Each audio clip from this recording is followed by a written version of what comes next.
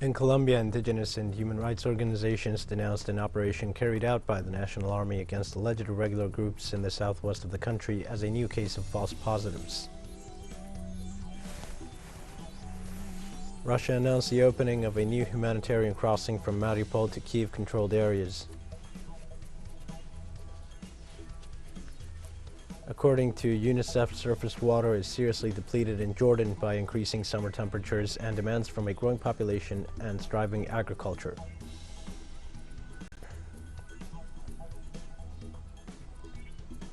Hi, this is From the South. I am your news anchor, Diego Martin. From the Telesur studios in Havana, we begin with the news.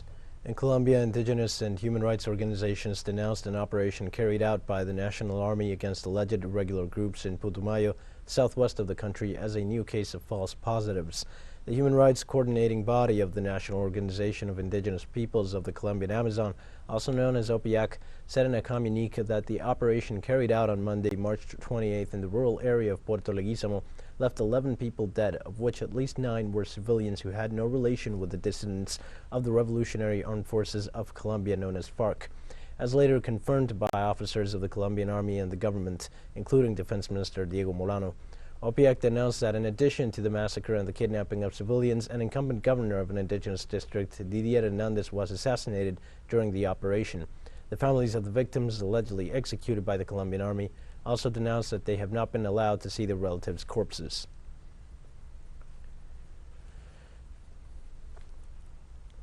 And we stay in Colombia. After the announcement of the full list of presidential candidates and their respective running mates, the first debate of the vice presidential contesters played out on Wednesday. National media organized the debate as part of the electoral campaign ahead of the upcoming presidential elections set for May 29th. In this context, the National Civil Registry carried out the draw that defined the location of the presidential duos in the electoral card. At the same time, the public authority announced a redesigning of the format for counting votes, which showed inconsistencies during the elections on March 13th.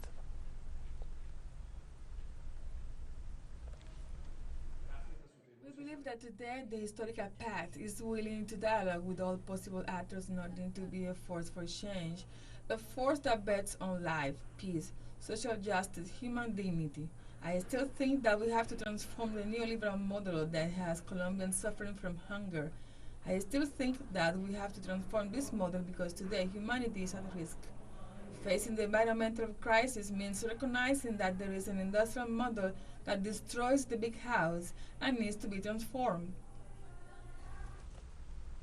Meanwhile, Luis Gilberto Murillo, the vice presidential candidate for the Centro Esperanza coalition, said that the country is waiting for solid proposals based on the new economic and world order. What we're looking for in here, it is that we propose practical solutions, and those practical solutions must be based on the new global economic order that exists, and one that we have been suggesting, which has to be based on our natural assets. And Brazil's Supreme Federal Court judges 7 anti-environmental laws promoted by Jair Bolsonaro's government. Among the laws that will be reviewed by the judges is a denominated destruction package that gives way to extractivism in the country, such as the release of pesticides, mining, and relaxation in the requirement of environmental licenses. The initiative includes decisions and emissions on deforestation, permits, and management of environmental funds. According to local sources, there was a 52.9% increase in the deforestation of the Brazilian Amazon rainforest. In addition, activists denounced approval of almost 1,500 new pesticides, many of them containing active ingredients that are not permitted in the European Union and are dangerous to human health and the environment.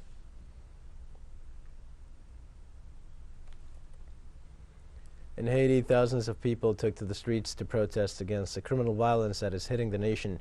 The protesters mobilized along the main thoroughfares of the city of Le Cayet, the country's third largest town. With songs and slogans, demonstrators rejected the government of Prime Minister Ariel Henry and demanded his resignation. During the mobilization, a group of demonstrators invaded the runway of Le Cayet Airport. The incident generated clashes among armed gangs and the army, causing the death of 1 soldier and several injured by bullets. Official reports indicate that after the assassination of President Jovenel Moïse in July 2021, the organized criminal activity increased, affecting the country's economy.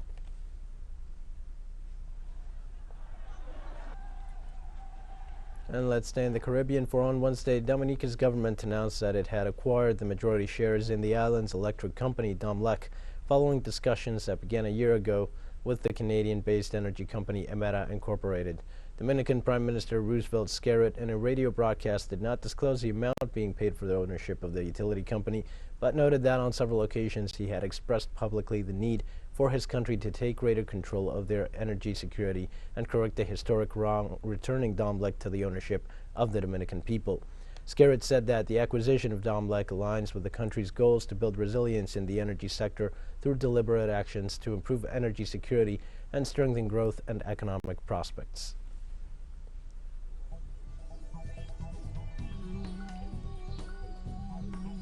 With that, we're going to take a short break now. Please join us again after this.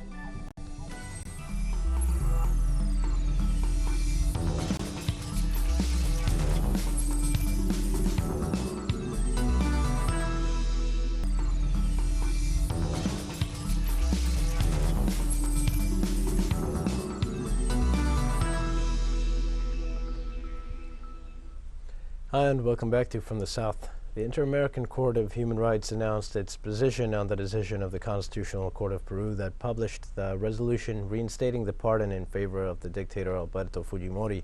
The ruling follows procedures for notifying the corresponding authorities, and it is estimated that his release from prison will be in the next few hours.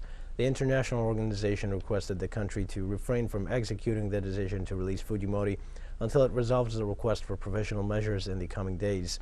Likewise, the Inter-American Human Rights Court indicated that the full decision will be notified in the upcoming days.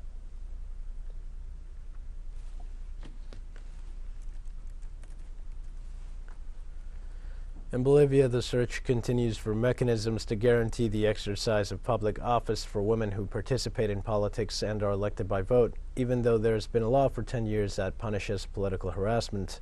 Our correspondent, Freddy Morales, tells us the details. Discrimination has a long history dating back to the founding of the Republic, almost 200 years ago. The Santa Cruz Penal Code gave husbands the power to apply moderate domestic punishment to their wives. Just imagine.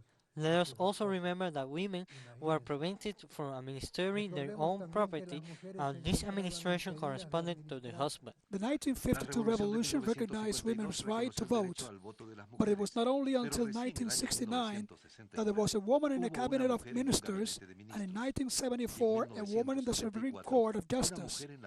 In 2009, the new political constitution of the state recognized priority for women to hold elected office in equal numbers to men, which gave way to political harassment. In the 10 years that Law 243 was in force, 677 complaints of harassment, pressure, psychological or physical aggressions were filed against the legally elected authorities. Many women do not file complaints of fear or quit due to political pressure. And a decade later, it becomes clear that the law against political harassment was not enough. There is no internal authority to deal with these cases, neither in the departmental assemblies nor in the municipal councils. There is no protocol or commission or an ethic committee to filter these complaints that both departmental council women and assembly women could make. Parity means that a female candidate is followed by a male candidate as alternate, and vice versa, which generated a kind of loyalty. In midterm, the alternate demands the holder position, usually with bad intentions. Unfortunately, they only served to force the female officials to resign this shared administration. But strangely, the male officials did not even under those loyalty commitments or political agreements. Last year alone, the plurinational electoral entity registered 185 cases of violence, 30 denunciations and 150 resignations of elected women. This year, there are already 5 denunciations and 5 resignations, according to official data revealed in this summit on political violence, where the main accused for the impunity of these crimes, judges and prosecutors, are not present. Freddy Morales, Telesur, Bolivia.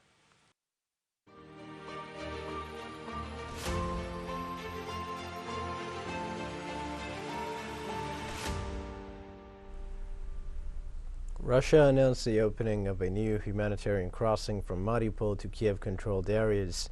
Russian forces pledged to open a new humanitarian passage from Thursday from the besieged city of Mariupol on the Sea of Azov coast to the Kiev-controlled Zaporozhye region, announced the head of Russia's National Defense Management Center, General Colonel Mikhail Mizintsev. The Russian armed forces, exclusively for humanitarian purposes from 10 a.m. on March 31, 2022, declared a ceasefire and opened an additional humanitarian corridor for the evacuation of civilians and foreign citizens from Mariupol to Zaporozhye. The general told a press conference. The Colonel General noted that the evacuation will take place via the town of Berdyansk, some 66 kilometers west of Mariupol, also on the coast of the Sea of Azov.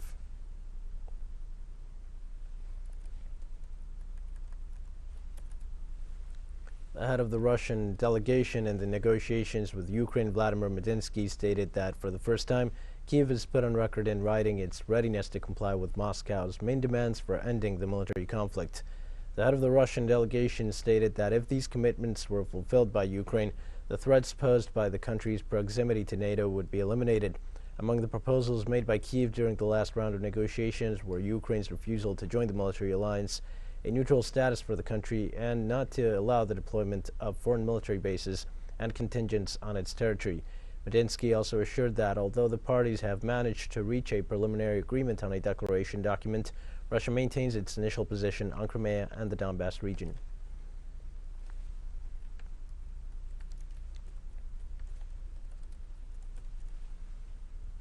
Russian Deputy Foreign Minister Sergei Ryabkov said Wednesday his country is not violating its gas export contracts by using rubles as payment currency. Ryabkov explained that by using the ruble, Russia is protecting its interests from a tsunami of what he called completely irresponsible sanctions that have shaken the foundations of the international trade and the global financial system. The Deputy Foreign Minister qualified as shameless the responses of Russia's partners who overnight pulled out on their contractual commitments with the Eurasian nation. The Russian official said his country has always been a very reliable energy supplier and intends to continue in the same spirit, provided its interests and demands are respected and met.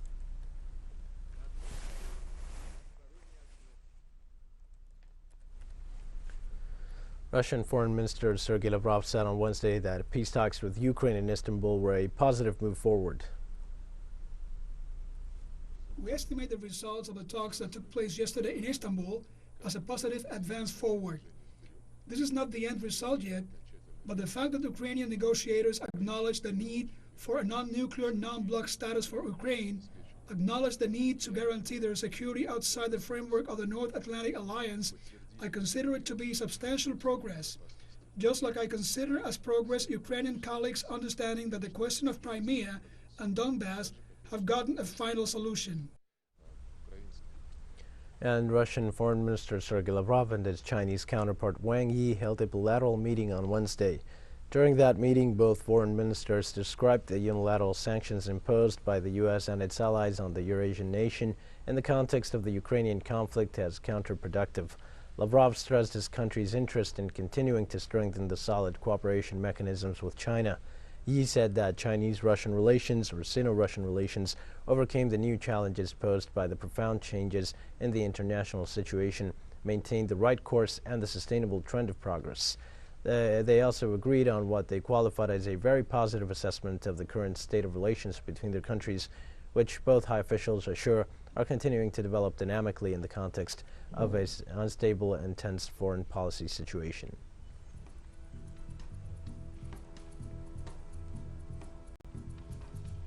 We have more news coming up after one final short break. Please stay with us.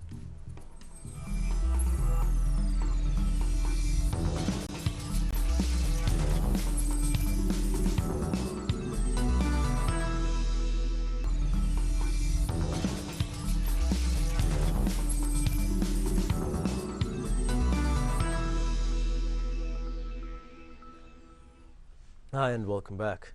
Surface water is seriously depleted in Jordan by increasing summer temperatures and demands from a growing population and agriculture in dismal conditions.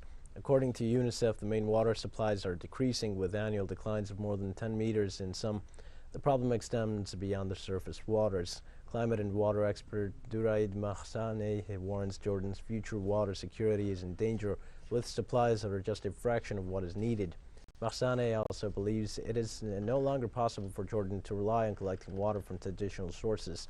The Jordanian government says it's striving to secure sustainable and renewable resources through the implementation of the Aqaba Amman desalination and water transport project, aiming to provide an estimated 300 million cubic meters of desalinated water a year.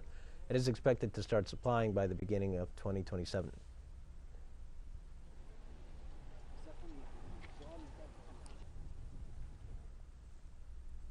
Yemenis are hopeful after the Saudi-led coalition announced a ceasefire for the Muslim holy month of Ramadan and to host talks on Yemen's devastating war in the Saudi capital. The week-long discussions in Riyadh are hosted by the Six-Nation Gulf Cooperation Council, headquartered there, and include United Nations envoy Hans Grunberg and Washington's Tim Lenderking. The truce that was announced by the Saudi-led coalition is a good step on the way to achieving peace and ending the war. We hope that it will be a permanent one, and not only during Ramadan. I wish that the siege on Yemen will be lifted and that the airports would be opened. We have suffered from the horrors of war. Hopefully, the coalition will be sincere in its call for a truce during the month of Ramadan, and hopefully it will go on for the coming years. They have to find a solution and end the war because it has exhausted the Yemeni people. The Central African Republic's President Faustin Archange Touadéra attends celebrations to mark 1 year in office. During his speech, he highlighted his administration's achievements, especially in the economic and security areas.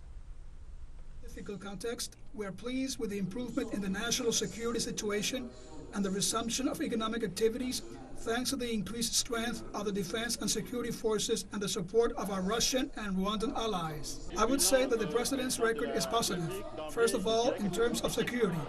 At the time, no one could go on to the provinces, but today there is security. With less than 10 days to go before Ramadan, Senegal is experiencing an increase in the price of basic products. In January, the Economic Community of West African States and the West African Economic and Monetary Union imposed a range of economic and diplomatic measures against Mali, including border closures. The move was meant to deal a blow to Mali's military board, whose intention to remain in power for more years than normal is unacceptable according to the regional bloc. But people in countries like Senegal, which shares borders with the nation, are also bearing the brunt. And they are not alone. Analysts observed price increases in other West African nations, such as Nigeria, Gambia, Guinea, and Burkina Faso. The conflict in Ukraine also sparked a rise in prices of basic goods, particularly those made with wheat and oil.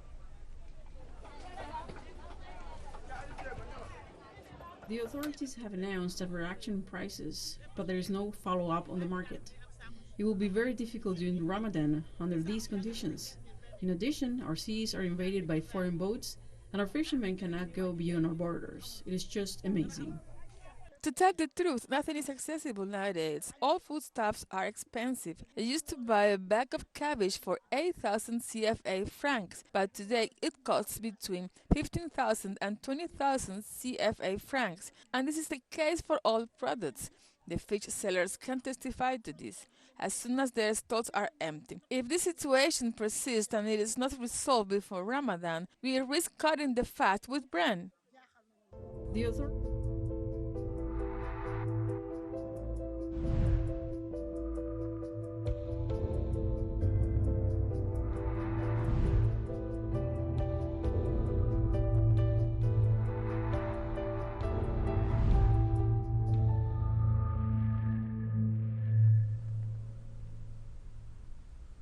World Health Organization Chief Tedros Adhanom Ghebreyesus said Wednesday that in the most likely scenario, COVID-19 virus will continue to evolve, but the severity of the disease caused by it will go down over time as immunity increases due to vaccination and infection.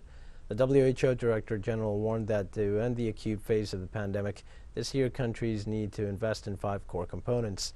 First, surveillance, laboratories, and public health intelligence. Second, vaccination, public health and social measures, and engaged communities. Third, clinical care for COVID-19 and resilient health systems. Fourth, research and development and equitable access to tools and supplies. And fifth, coordination as a response transitions from an emergency mode to long-term respiratory disease management. We may see less severe variants emerge. Based on what we know now, the most likely scenario is that the virus continues to evolve, but the severity of disease it causes reduces over time as immunity increases due to vaccination and infection. Periodic spikes in cases and deaths may occur as immunity wanes, which may require periodic boosting for vulnerable populations. In the best case scenario, we may see less severe variants emerge and boosters or new formulations of vaccines won't be necessary. In the worst case scenario, a more virulent and highly transmissible variant emerges. Against this new threat, people's protection against severe disease and death, either from prior vaccination or infection, will wane rapidly. Addressing this situation would require significantly altering the current vaccines and making sure they get to the people who are most vulnerable to severe disease. And we've come to the end of this news brief. Remember, you can find these and many other stories on our website at Telstar English. You can also join us on social media for all the latest news. We're on Facebook, Twitter, Instagram, and Telegram. For Telstar English, I am Dio Martin. Thanks for watching.